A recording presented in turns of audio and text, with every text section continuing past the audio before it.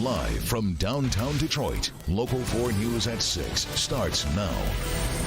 The candidates for president showing Michigan is one of their top priorities as another high-profile visitor spends time in our state. Also, a man just trying to get some rest inside his home hurt when someone driving by opens fire. Glad you're with us for Local 4 News at 6. Imagine one moment you're just lying in your own bed. The next, your headboard is exploding as it's hit by gunfire. Yeah, well, that's what happened to a man in Pontiac. He was inside his home on the 100 block of Lewis, not far from that I-75 business loop, when police say someone drove by and opened fire. As our Larry Spruill reports, they hit several homes and vehicles. You're inside your home sleeping when you wake up and you hear gunshots, only to find out that your home was not the only one. They also targeted your neighbors' houses as well. The video, the damage, alarming. This video catches the very moment bullets went flying into this home in Pontiac on Sunday. Several bullets hit the window, some more in the wall. The homeowner, who we are not identifying, showed us the damage outside and inside her home. This hole is right above her TV, and there's more upstairs. Another bullet struck the wall near her bed, the same bed her and her boyfriend were sleeping in. He was injured by debris. And in my mind, just cowards, flat out cowards. You know, somebody that drives by a house or by cars and just opens fire is ridiculous. The homeowner tells me not only did they shoot at the house, they also fired at the car as well. Take a look, you can see a hole right there. But then on this part of the car, on the driver's side, they shattered the window, multiple windows, also bullet holes on the side door as well. But Sheriff Michael Bouchard tells me her home was not the only one hit. Her two neighbors' homes were also shot up. Multiple shots were fired. At least 3 or 4 cars were struck. A home was struck, and one of the homeowners in his bed had a splinter come from the headboard. Thankfully, the headboard basically stopped the round. And I did ask the sheriff if he thought these homes were targeted. He tells me at this very moment he's not sure, but that is a part of the investigation.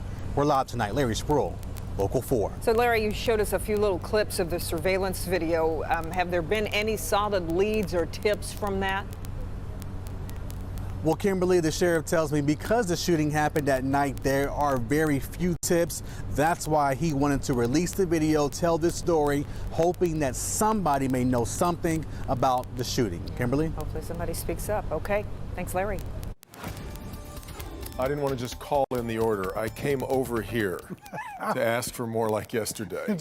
More, please. Is there somebody I can see about that? Well, you know what? We're trying to keep this as light as possible, the rain that's out there. I don't think we're going to have any issues with flooding concerns, but it is not good to see all that sunshine and the warmer temperatures go away. Most of today was great, especially in the southern 2/3 of the area, but light scattered showers are what we're looking at right now on 4 Live radar. We're probably going to see a few more before the night is done. It may get a little bit heavier at times, but again, generally, we're not looking for any flooding issues out of this round of rain. Now, when you put everything together, that may be a different story, and we'll talk about that in a few minutes. Current temperatures are changing dramatically. 40s here along the lakeshore in our north zone, mid-70s, still holding on to that in our south zone, but we're going to see temperatures generally falling tonight. In fact, lows tomorrow are going to be a little bit chilly. We'll look at that in your 4-zone forecast and talk Mother's Day weekend in just a few minutes. Guys? All right, Ben. Tonight, police are looking for a man who terrified a mother and her 7-year-old daughter yesterday. This happened at the Meyer on Carpenter Road in Pittsfield Township. Police say Melvin Scroof grabbed the daughter and threatened to kill her, holding a knife to her throat. Witnesses stepped in to help, making the man run off, but not before he grabbed the woman's wallet. Police say he is on parole for previous crimes. If you see him, call police. A Clinton Township man was stabbed and robbed after meeting a man at a nightclub. Police found the victim at a storage yard in Clinton Township where he lives. Today, the investigation brought them to Detroit. So let's get to Priya Mann at 6 Mile and Woodward, where police were looking at that surveillance video today. Priya, good evening. Good evening, Kimberly. Yeah, police are hoping they can spot the victim and the man who attacked him at this nightclub. On Friday night, they were having a great time here at Menjo's, so they decided to go back to the victim's home in Clinton Township. Well, on Saturday, police found the victim, and he had been stabbed repeatedly. Oh, it's very scary because I work here. Police spent hours Saturday at a storage yard in Clinton Township. There was just a lot of cop cars everywhere.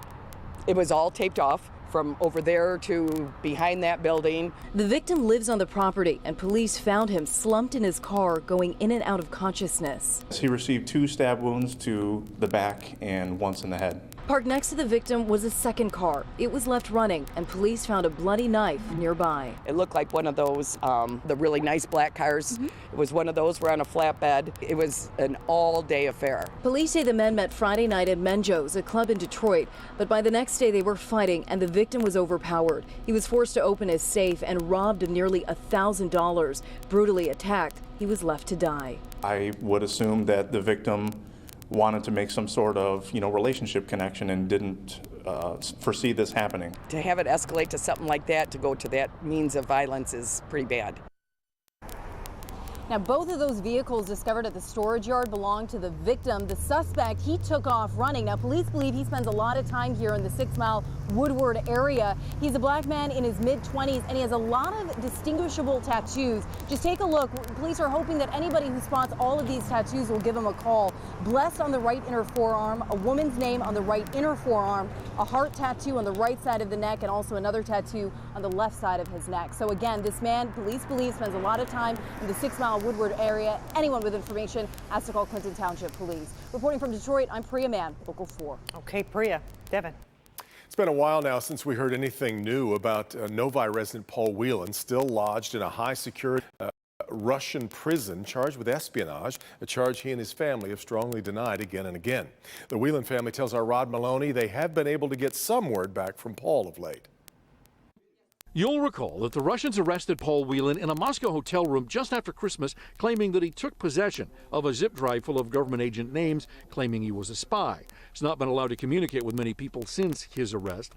Here it is almost Mother's Day, and his mother finally received some word from him to ease her pain. Nearly 50 letters sent to the family farm, they call it Kingsmead, in Manchester, Michigan, arrived in the past week.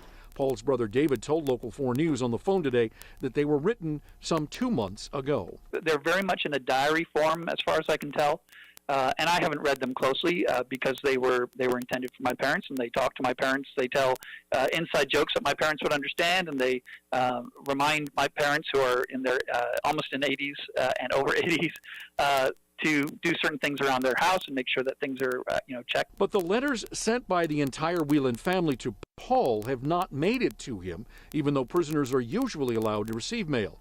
David says the State Department is now beginning to do more for Paul, including sending the U.S. ambassador to Russia, John Huntsman, to visit Paul last week. Ambassador Huntsman himself went with other consular staff for this visit last week, and essentially was blocked and obstructed in the same way that his staff had been. Can you translate? Now, David tells me that he is convinced now that the Russians have the wrong guy, and that they know they have the wrong guy, that it was another business person perhaps that they were looking for, and it's a case of mistaken identity. But at the same time, it matters not, because he believes they're still leaning on him to try and get a confession out of Paul to these charges. Devin, back to you. Can we even ask, Rod, what's next legally for Paul Whelan, or is that an absurd question given the system we're dealing with? Well, yes, in a word, yes. But here's the thing. There's going to be another detention hearing, which would mean that he would stay in prison for another 2 to 3 months. The expectation is he will end up staying for the next 2 to 3 months, and they fear that he may be there for a very, very long time. Oh, boy, what a frustrating situation. All right, Rod. Another presidential candidate in town today, Democratic presidential candidate Senator Kamala Harris. The latest to come to Michigan. Senator Harris stopped by a school in Dearborn and talked to teachers in Detroit. The main focus of her visit was public education. She talked about her plan to increase teacher salaries and how much more teachers could stand to make. On average, and here in Michigan, will be approximately $13,500 a year, and will benefit approximately 85,000 Michigan teachers. Senator Harris called her plan to improve public education a top priority if she's elected president. This was the end of a 2-day trip to the Detroit area for her. She spoke at the NAACP Fight for Freedom Fund dinner on Sunday. And the visits will keep coming. They will. No doubt about it. Lester Holt and the NBC Nightly News team hard at work on their newscast coming up at 6:30. Lester taking a moment to give us a preview live in New York. Good evening.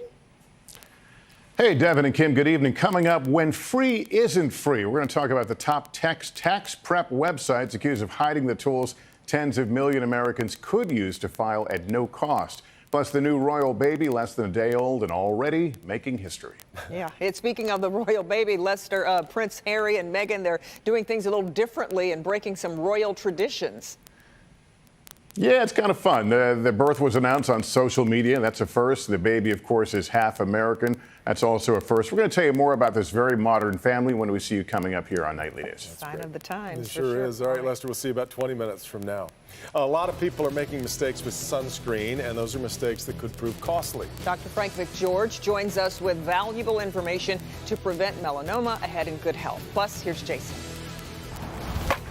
Woo! The time of year where it means baseball, and we have a preview coming up from Jimmy John's Field right after this.